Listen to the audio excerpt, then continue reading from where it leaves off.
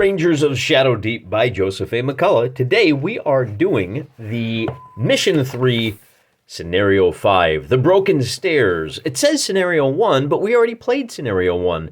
We played 1, 2, 3, and then we played 2 again, and now we play 1 again. This is the stairs that last time we ran down the stairs, except we rotated our table this way to make sure the length worked out. This time, we're going to have to get from the top of the stairs. Last time, we fell down the stairs, like literally half of our guys just kept falling as we tried to run down.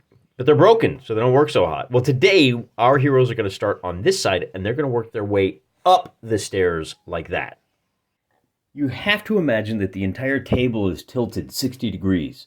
Our heroes and their 4 charges, the Saturday morning specials, have rescued 4 Eternian citizens and are trying to get them to the top of the stairs to safety. To mimic this, I've got white stairs down. Now, in the last episode, Swampland, I completely missed the fact that the entire table was considered as rough ground. We're not going to miss it this time. The entire table is rough ground. And in order to compensate for a slightly easier Swampland 2.0, I've made the Broken Stair 2.0 a lot harder. As you can see, the white dominoes I pulled out of the kid's toy chest are the stairs. And look, we've got a couple of gaps. We've got a couple of choke points here. And here we've got a gap where the stairs don't exist. That presents a dilemma. You can move across the stairs. As long as you're on the stairs, you can move at normal speed. Anytime you're moving across the green, you move at half speed. However, you can jump across the broken, missing stairs. The way jumping works is there's a toughness number of 1 plus the number of inches you want to jump. Our heroes are easy. Creatures can jump up to half their movement plus 1 inch. All of our heroes move 6 inches, so they can jump up to 4 inches. The toughness number is normally 1 plus the number of inches jumped, but because we're jumping uphill, we're adding the 5 for broken ground. In other words, the toughness number, and again, this is an acrobatics check. None of our boys have acrobatics as a skill. I don't think I'll have to double check that. But basically what it means is if you want to jump across a 3-inch gap, like this gap right here you can see is 3 inches, you got to beat a toughness number of 9. If you fail, your turn ends. That's it. That's the one instance where you don't have to make a climb check because of failure. When you are engaged in combat anywhere on the table, if you lose a combat, our heroes anyway, and we'll explain why it doesn't apply to the enemies here in a second. Any ground pounder, well, I can explain it now. They're flies. I've got 3 fly holes, 1, 2, 3, and they're set up like this. There's a treasure here. That could be fun to try to get to. A little bit of a challenge. As I was saying, the flies, if they lose a combat, it's fine. They can fly. They don't have to worry about falling down. Our heroes, if they lose a combat, even if they don't take any damage, they have to make a climb check at toughness number 8, or they fall back down directly down the table in that direction, not down the stairs, because it could happen over here. They fall due east as we're looking at the table, the number of inches by which they failed that climb check, and they take additional damage based on that as well. As I said earlier, you can move 6 inches per turn on the stairs. If you try to make a second move anywhere on the table, that requires a toughness number 8 climb check, or again, you fall back. The difference in the score. So I need an 8. If I roll a 12, then I missed it by 4. I take 4 damage, and I fall 4 inches that way. It doesn't take an action to stand up, but that's going to put us back almost a full move. We've only got a limited number of turns to get through this scenario. 10 turns, and given that the table is about 30 inches across, that means 5 of those turns have to be spent moving. We do have, let's see, Jack, Queen. We have 12 cards up here. I've already shuffled them. Here, I'll go and cut them just to show that I'm legit. I'm above board. And then we'll drop those down. Well, let me just do a proper shuffle here, okay? We'll kind of mix them up a little bit more. I don't even know if I mixed them up. Red cards, ace through jack. I've only got 1 suit in there, so that's about it. I think we're about ready to go. So again, jumping, the toughness number is 6 plus the number of inches you're trying to jump. If you make a second move, it's a climb check of toughness number 8. And if you lose a combat, it's a climb check toughness number 10, or you fall down and go boom. At the end of every turn, of course, we'll turn over the random cards. Our flies will move towards, now normally the target point is the bottom of the stairs, and that's the way the scenario is written. We're going to leave it like that. Normally, I think the target point is for the finish line, but I think this will be fine, because the only time the flies will move, and by the way, the flies move full speed, they ignore all cover. Normally the flies will move towards the first visible hero, but if they can't see your hero, their first move will be towards this end of the stairs. Towards that end of the stairs as written. And that'll at least bring them into position where they're probably going to be able to see our heroes a little bit better. I think we're ready to go. As you can see down here, and if you're just tuning in for the first time, our heroes, our ranger is Thundarr the Barbarian. He is accompanied by Touchdown Princess Ariel and Touchdown Ukla. These miniatures come from, you can get them from, who is it? Old Glory. That's where I get them from. They're actually part of the Superfigs line. Look at that good-looking Ukla. Normally we send Ariel out with Ukla, but today we're going to bring up our three big boys. They're going to try to draw aggro. They're going to try to draw the flies away from these little sacks of hit points, their experience points, are very important. The whole point of the mission is to get them off the table to the left. So that's what we're going to focus on. And to do that, Thundarr is going to make a play for the treasure. We'll move him 6 inches to there. Well, it's 3 inches, actually, because we're moving at half speed. Now, he does have a climb skill of 5, which means his toughness number for the secondary movement is only 3. The good news is that means the furthest he can fall is like a couple of inches. With a 19, he's successful, so we will be able to move him another 1.5 inches to there, and that's going to draw this fly away from the guys we're trying to protect. So we'll bring Princess Ariel up 6 inches to here, and we'll bring Ukla up 6 inches to there, and I think we're just going to leave them right there. I think that's fine. So now the flies get to go, and one thing that I haven't really paid a whole lot of attention to in this game is the order in which the bad guys operate. Whoever has the highest health is supposed to go first. Fortunately, with the 3 little flies, we don't have to worry about that today. Flies, as I said, don't worry about terrain. He's going to move 6 inches. Now, if you check the line of sight, he does have a view towards Princess Ariel. 9 inches puts him about an inch short.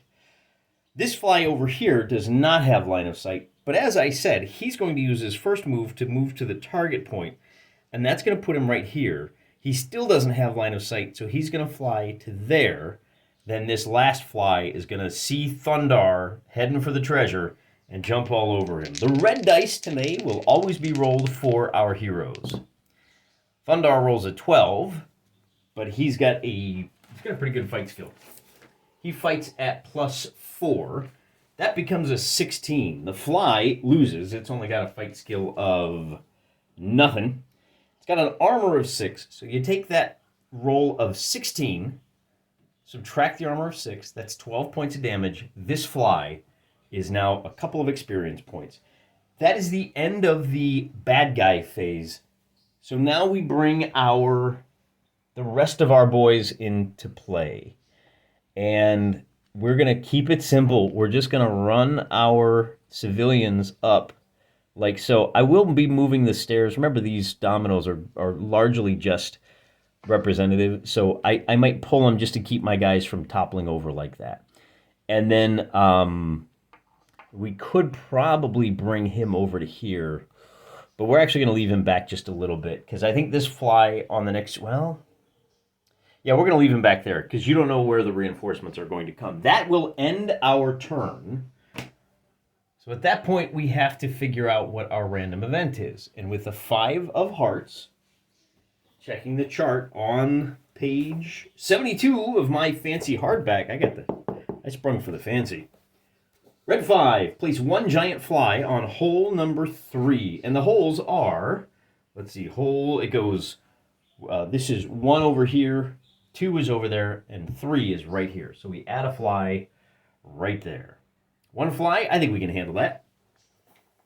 And that will be the end of the turn. And we'll begin with Ukla trying to make a hole. He's going to run over here and attack the giant fly. Ukla's got a fight +4. The red die scores a total of 13. 13 minus the armor of 6, did we say? They only have 5 health. That's going to kill a second fly. Even better, that's going to allow Princess Ariel to work her mojo and move up 6 inches to here. A boy is going to move 3 inches. He's a little too far away from the treasure. He's got to make that second move. Anything but a 1 or a 2 is successful. And he arrives and picks up the treasure. Now, he's going to drag that treasure along with him for the rest of the scenario.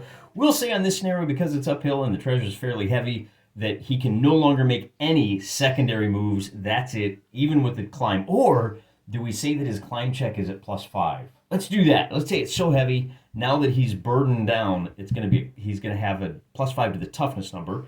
He has moved. His 2 companions have moved. Now the enemy gets a vote. And in this case, this fly can still see him, and it is within 6 inches. So we have a combat.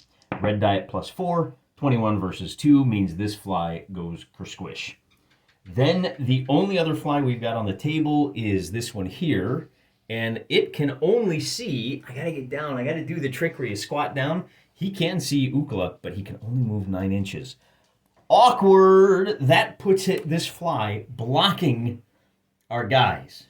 Okay, so that means on our hero turn, we have to bring He-Man up first to here, and he's going to attack the fly.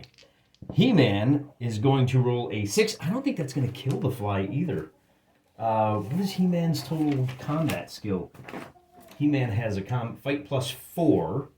So that result of a 10 versus the armor of 6, he's going to leave this fly with 1 hit point. We'll put down a wound die. That fly has 1 hit point left. And man, the best laid plans of mice and men. All right, this being the case, we can make some jump checks with these guys. I can bring this guy over 1 inch. And then if he wants to jump, that's going to be a toughness number. Let's try it with a 1 guy. Let's see what we get. The toughness number is, where'd my jump? I have a second page just for my jump notes. Here we go. That jump, he wants to jump 2 inches to close the gap. That means it has a toughness number of 8. He rolls an 11. He's going to make it. He already moved 1 inch, so that puts him at 3 inches, and he can move an additional 3 to there. Well, that wasn't too bad. Let's see if our portly priest, who moves 1.5 inches, can do the same. With a result of a 5, he misses, which means he only jumps. That's what happens when you fail. You end your movement. You jump only half the distance you wanted to, and you end your move right there. He didn't get going very far. Our good wife, we could technically go, that's 1 inch, 2, 3, 4, 5, 6 inches. So she only moves like 3.5 inches total, but that's a little safer. And then our guy who's carrying the cannonball, he's going to move 2 inches to there, try to make the jump, and he's going to fail miserably. So he's only going to go half the distance, and he's going to stop right there. But in retrospect, I think we got to make the fall check for both of these guys. They failed. I think we need to do... Let's do this. Let's make the difference by which they failed their check. So he failed by... what was our jump? They were both trying to jump 2 inches. So they both had a toughness number of 8. Let's add the difference to the difficulty of the fail check. So because this guy failed by 7, he has to make a toughness number of 15 or he falls back that far. With an 18, he is successful, so he doesn't fall. Now, this guy only failed by, what did he roll? I think it was like a 4. Let's say he failed by 4, which means he needs to roll a 12 or better. And with a 5, he's going to take 7 damage, and old Father Portly is going to tumble back down the stairs 7 inches to completely off the screen. All right, way to go, Father. We gotta. That's gonna be a problem. We might lose those experience points. I think that's the end for our guys. Oh, the other thing I should check is how many hit points do our civilians have? They have 10 health. Okay, so Father is now down to just 3 hit points. I pulled back so you could see him, Father Roly Poly. The last phase is to check our random events table. With a result of a 7, we have 1 giant fly on hole 1 and 1 giant fly on hole 3. That's the 2 over here to your left as you're looking at it. The other one is right there. So 2 more flies. That's the end of our second turn. I need a turn counter. Let me grab a die. I've got a fancy D12 here that will work perfect. We are now on turn number 3, and I'll just stuck it right there just to kind of keep it out of the way. Turn number 3, we have to move 2 of our heroes first. And in this case, I think we got to move He-Man is going to make the attack on that fly. And He-Man is going to lose that combat. The fly doesn't do any damage, but it does force He-Man to take that toughness check because he lost the combat. And his climb check for losing the combat is toughness number 10. He is going to fall 7 inches down the stairs and take 7 damage. No, I didn't say down the stairs. He's going to fall due south 7 to right there. And come to think of it, no, he's good. Okay. So 7 damage to, wow, we got an incredibly tough fly here, don't we? Well, that means we have to crush him with Ukla. We don't want to leave him there. Ukla is going to win that one 12 to 8, and that is going to crush this fly. So fly number 4 is at least out of the way, and now Father can sprint up. But I do need to record He-Man's damage. That puts He-Man at just 8 health, and now our boss man can move 3 inches on his first move, and then he tries his climb check, and he gets a 3, plus his climb of 5, means he has succeeded against the toughness number of 8, and he can move another 1.5 inches to here. And that puts him about a half an inch away from the stairs. So he's in the lead. He's doing pretty good. Not only that, the best part is it draws the... Oh, I guess these rocks are low. All of the tall bushes... Well, you know what? I'm going to get down on my... I'm going to crouch down on my old man knees. And yeah, he's tall enough. So the enemies can see, and he is within 9 inches of the fly. So the fly will use 1 move to get to here, and then it will use its second move to get into combat right there. That's going to make for an exciting combat roll. 16, it's really not. Thundarr is really impressive. Then we have one more fly who is on the hidden hole. Now we could have brought Thundarr over here and thrown a torch down this hole, and then no more flies could spawn, but I think that's a waste of time. So once again, this last fly on the table will use its first move to get to here, then it will see Thundarr and use its second move to approach him. That's the end of the bad guys on this turn. Now our heroes can go, and we're going to play it a little more conservative with this guy this time. That's 1.5 inches. Now he's going to move at half speed. So he's got 4.5 inches. He can move 2.25 more inches just to right there. And we're going to do the same thing with old Ariel. Well, Ariel has a teleport spell. She's got a couple of spells. Does she have anything else that might come in handy here? You know what she does have? She does. We're going to bring her... let's bring her to... Let's see, there's 2.5. 4.5 inches. I'm going to bring her to right here, and then she's going to take a shot at this fly. She's not great at shooting. She's got those wrist blasters, but with an 18, she's definitely going to hit.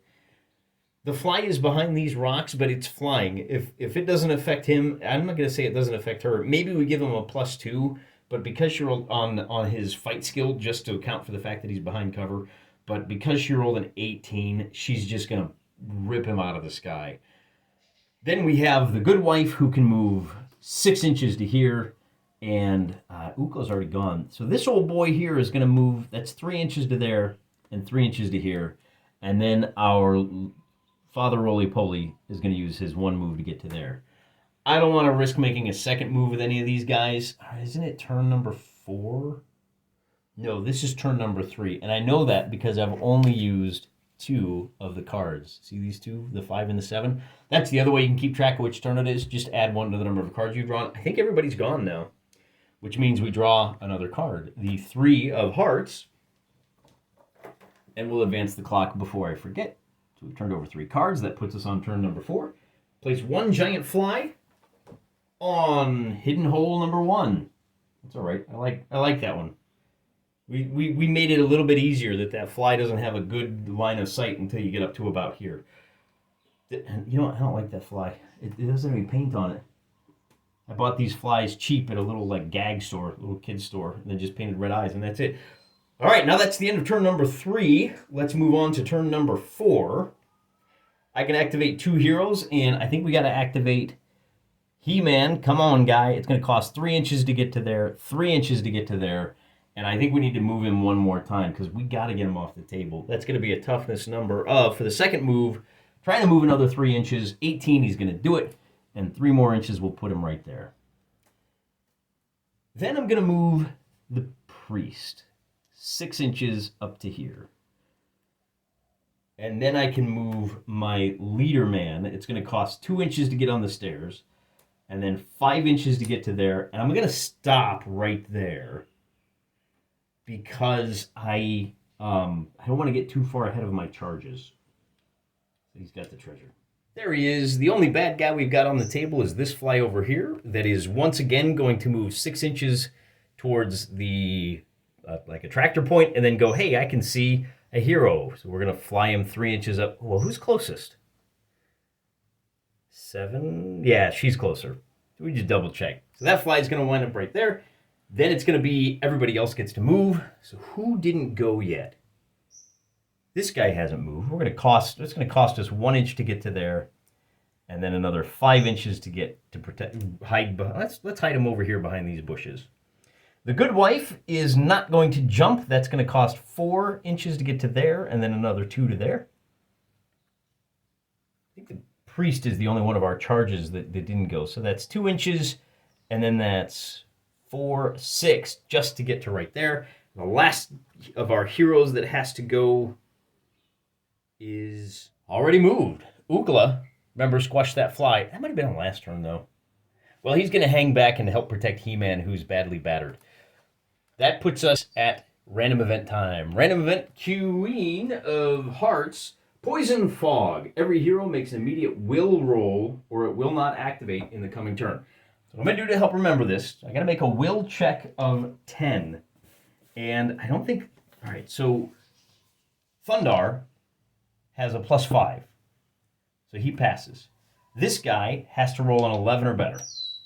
He rolls a 12. The good wife has to roll an 11 or better. She rolls a 20. The Mr. Cannonball rolls a 7, so I'm going to lay him down. The only action he can make this turn is to stand up. Princess Ariel has a will of... I don't think it's great. No, it's not great. Okay. 16, but she passes. Father Roly-Poly will lie down, take a little nap, and then do either of our Ukla and He-Man do not. So Ukla is going to roll a 3. He's going to lay down, and He-Man is also going to lay down. So the fog has knocked out half of our party. What do we do here? Well, it looks like we got to bring Thundarr back to assist. We can move 2 of our heroes, and we'll do that. We'll at least try to get a couple of our guys as close to the finish line as possible. So the good wife and this guy, he's actually a 7 Years War cannoneer carrying a bucket. So the good wife and Mr. Bucket are going to be over here, and they may be able to get off the table next turn. Then Thundarr is going to race on over here. He can move, let's see, if we move him 5 inches to here, he can move another ½ an inch. And I think, does that put him closer to the fly than Ariel? She is at, from the red dot to her head, is 3 1/4.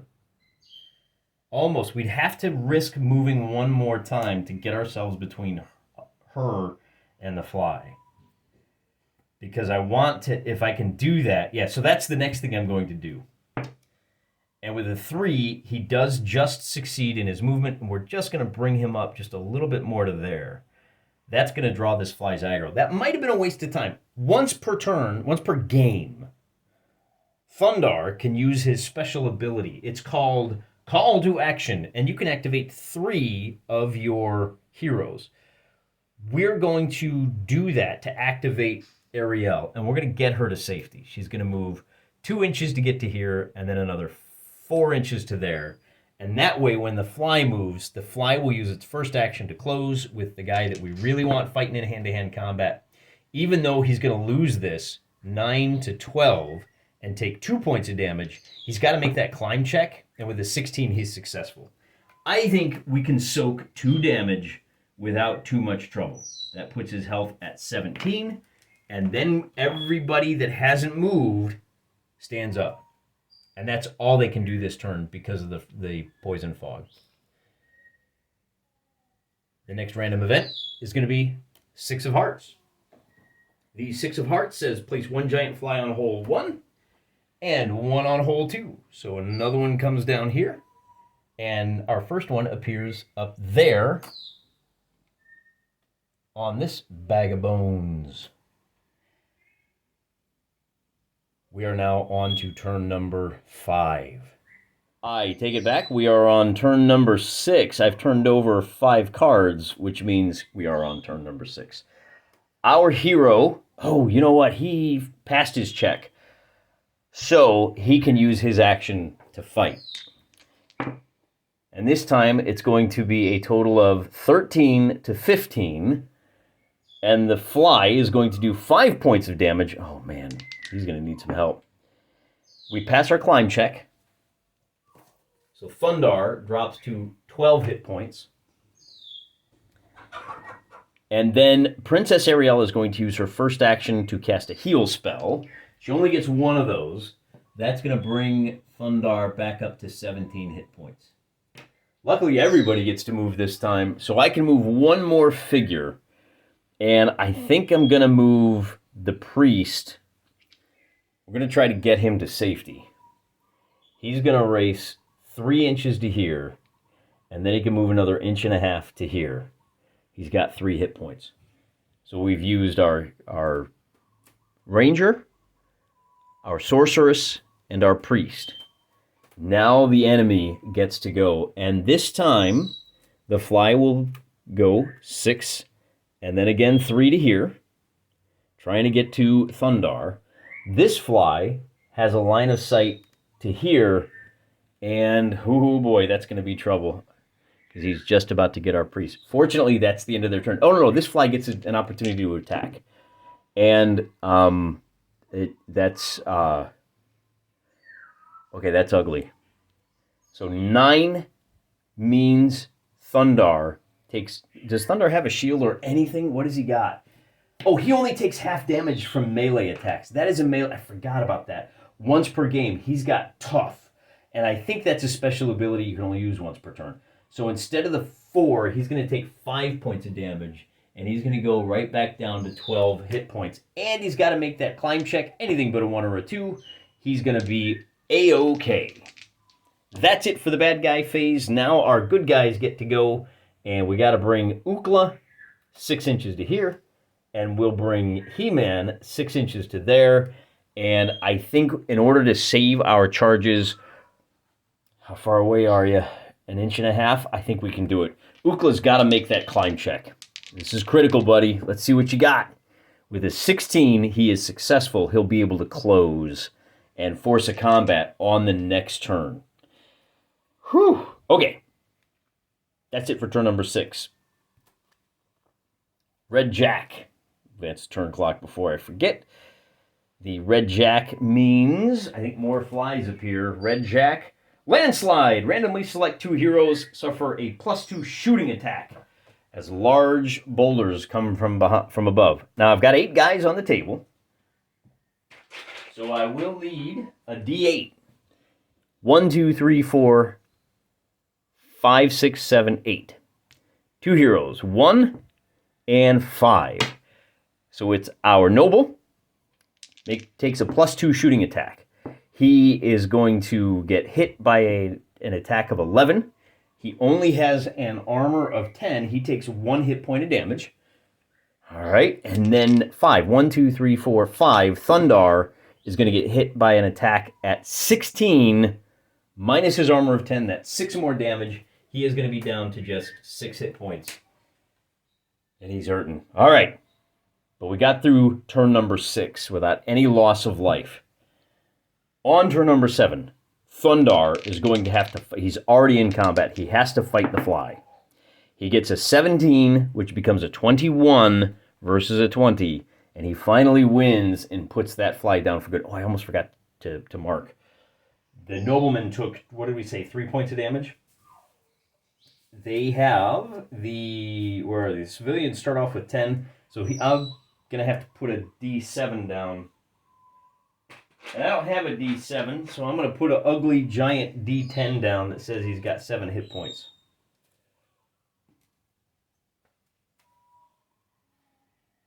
That's 1.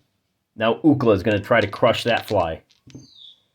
And Ukla scores a 14, minus the armor of 6 is 8. That fly is going to be crushed. Ukla is done. And then we're going to get our friendly neighborhood priest, 2 inches, and then he can move another 4 to there.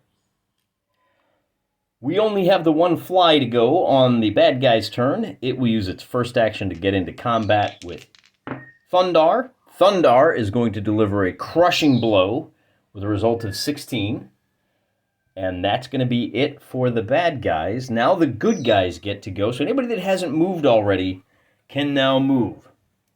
And these guys up here are 6 inches away. Well, he can move 1.5 inches to here. And then he's 4.5. So one of our guys will get off. The good wife is just short. She's 1 inch shy of the finish line. The rest of the team, I already just did all the little funky measurements. He-Man, Ukla, the guy carrying the heavy weight, he made it to right there. That's going to be the end of, well, almost the end of turn number 7. The last thing we do is check for reinforcements for the bad guy, and then I advance the clock to turn number 8.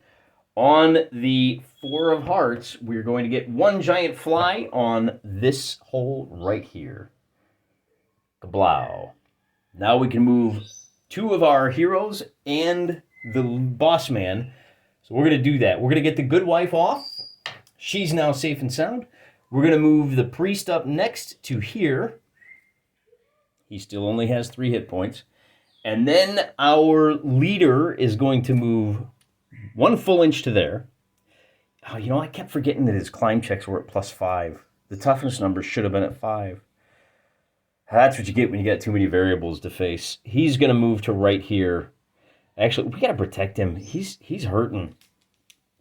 You know, he does have a heal spell. Nate, that's what we'll do. We're just going to move him to here, and then he's going to drop his heal spell on himself. He's got a little bit of Athelas somewhere around him. He can chew that up and then pack it in his wounds.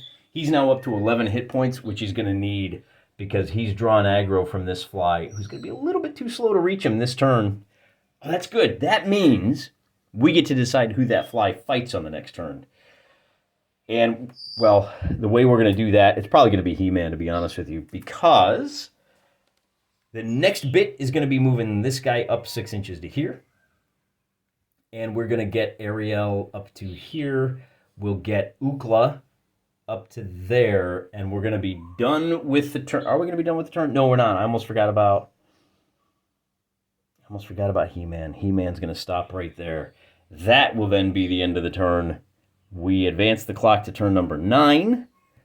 Random card, red 9, means place 2 giant flies on hole number 3.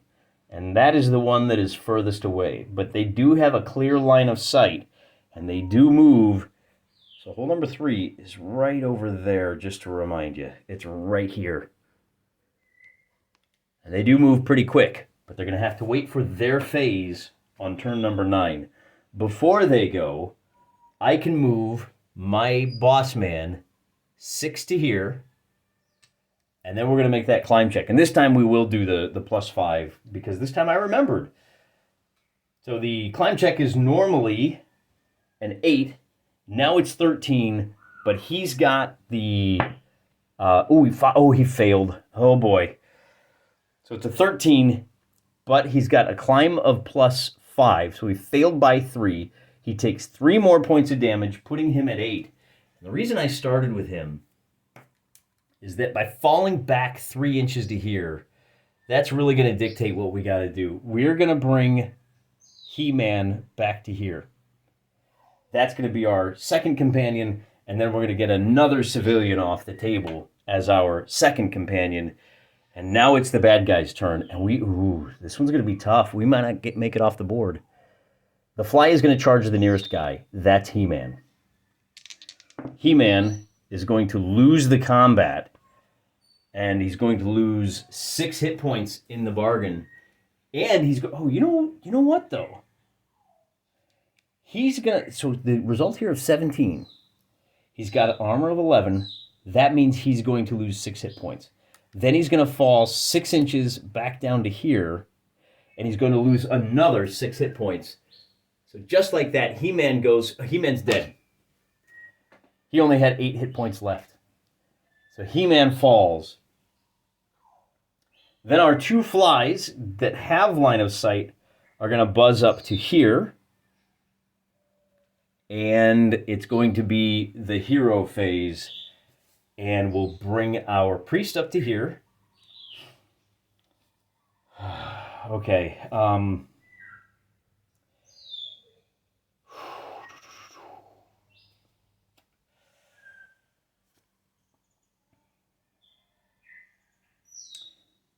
don't think we have any way of getting the treasure off the table. Because we're only going to have one more move after this. All right, Ukla, let's see what you got. Ukla's going to move to there and pick up the treasure. Oh, no, there is a way. There is a way. Ariel is going to go stand on the treasure. Ukla is going to get off the table. Is he within 6 inches? Yes, he is. So Ukla gets off the table. That's going to end the turn.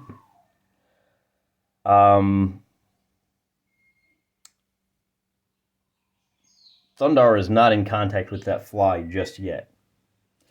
So we turn over the card for the end of the turn, and with a red 10, we have corpse. Choose one figure. Have that figure make a perception marker. If successful, place a marker 3 inches from the figure. All right, there's on this turn number 10, there's no way we can get to the corpse, so I'm just going to ignore that random event. And instead, I'm going to drill right down here. Our first companion is Father Roly-Poly. He gets off the table in one piece. Princess Ariel is going to... she picked up the treasure on her last turn. She can teleport 9 inches. Come on. She gets off the table with the treasure. The last thing we have to find out is whether Thundarr can get off the table. He is 10 inches away from escape. That means he cannot get off the table. The best he can do is move 6 inches to here, and then try to move another 3 inches to stay away from the flies. But I think this fly can reach him. If we move another 3 inches, so we got to try to pass a climb check. Anything but a 1 or a 2. 18 he does. We can move him to right here. We are an inch away from the side of the table. Oh, that's not his. He's only got a few hit points left. But that right there is as close as he could make it. Then I'll show you this fly can only move now. Oh, you know what? The fly can attack him because the fly is within 1 inch. And the fly is going to do 7 points of damage to him. He's got to make a climb check. And he passes that. But those 7 points of damage, is that enough to kill him? He's only got 8 left. Oh, he is still alive and kicking. He made the climb check, so he doesn't lose any additional hit points for falling. Although I might have missed a couple of lost hit points. Be that as it may, these last 2 flies over here, if we show our measurements, we'll show our homework here, they're only going to be able to make it to there. That is the end of the turn, kind of. I mean, it's the last action is going to be an ace, and on an ace, place a fly on each of the 3 fly holes, but they don't have time to reach him. Because Thundarr didn't make it off the table, we're going to treat him as a non-survivor, meaning he needs to make the survival check here in the next phase of the game. So where does that leave us? Well, on the experience point front, we managed to kill 1, 2, 3, 4, 5, 6, 7, 8, 9 flies, and we get 2 experience points for each of those, plus 2 experience points for each hero that exits the table. Oh, that's another 4. So what did I say? That's 9, 10, 11. So that's 22 experience. Then we continue to get 3 experience points for each of our civilians that have escaped, and we'll set them up someplace nice, you know, take care of those refugees. So that puts us at 34 experience. Now, there are ways to successfully map the stairs. We already did that. There's a letter you can recover. We already did that, so we're pretty much done. You get additional experience points for sealing up those fly holes. We probably should have done that because with fewer flies in the late stages, I think that that might have gone a little bit better. The next thing we have to worry about is the wounds. So I got 2 guys. I got He-Man and Thundarr, our frontline fighters. It wasn't Ukla this time. Ukla's gone down quite regularly, but this time we've got to make some wound checks for... Let's do He-Man first. On a 1 or a 2, he's dead. And 11 is a full recovery. Hey, how about that? Now, how about Thundarr himself?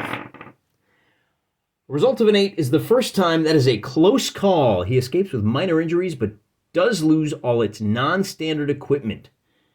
I don't think he has any non-standard. Oh, he has some Farlight Leaf.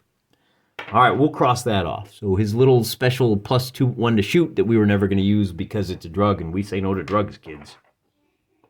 That means he will make a full recovery and be able to participate in the next fight. Kind of important since he is the Ranger of Shadowdeep. We have 1 treasure. There's a treasure table. On a 1 through 6, we get gold and jewels. 7 through 12, herb or potion. 13 through 16, weapon or armor. And on a 17 or 20, we get a magic item. With a 13 through 16, we got a roll on the weapons and armor chart. Ooh, finally, we get a 2. Two-handed magic weapon. That gives you +1 to fight through the rest of the game. Ukla the Mock. Now, we treat his claws as a two-handed weapon. We're going to call those, let's call them, basically as a +1 to fight because he's got brass knuckles. But we're going to call them claw tips, okay? It's magic claw tips, and it gives you a +1 to fight for the rest of the game. So that will raise his overall fight to 5, unless he has a close call and loses his magic weapon, in which case he'll go back down to fight +4. That is it for the treasure. Then we have to worry about what do these extra 34 experience points means. Well, for Thundarr the Barbarian, it just means his experience goes up to 564, which is not enough for a progression. No level gain there. For our companions, the survivors Ariel and Ukla are going to get 2 progression points each, taking her to 19 and him to 16. Because he died, He-Man is going to wind up getting just 1. He will be at 16 progression points. At 20 progression points, you can choose between +1 fight and +1 shoot. That's it. In fact, that is going to be it for a while. I'm going to go ahead and put these back in deep storage. The next round of scenarios that are included in the this version of Rangers of Shadowdeep, there's like 3 or 4 out there floating around, is the Burning Light campaign for Rangers levels 5 to 15. Take a look, and I want to show you why I'm going to hold off on this for a little while. A lot of these missions are very copious with the walls. They're very liberal with there's rooms and you're exploring a proper dungeon. I'm not set up for this. I'm going to have to figure out how to make this work because they're fairly specific. Very interesting. If you've got some of that wonderful Dwarven Forge stuff, if you've got a lot of templates, if you've got even just, I think you would be fine with a gridded dry erase board. If you've got one of those, then you can go a little further with this. But since we try to do everything as 3D as possible, it's going to take me a while to feel comfortable enough that my presentation is where it needs to be able to do that Burning Light campaign. And if you are interested in seeing what it looks like, go check out Gorilla Miniatures Games. He is the 800-pound gorilla of YouTube channels. He's gone through all of these, and it's kind of fun to go through and see how other people have presented these exact same scenarios with their figures and compare and contrast with how you've done it at home or how your good friend Mr. Wargaming has done it. Besides, we've got a bunch of other campaigns in the works, and we're going to have fun with those. So we're going to set this aside. It'll free up some cognitive load for other things. Till then, I'm praying for you.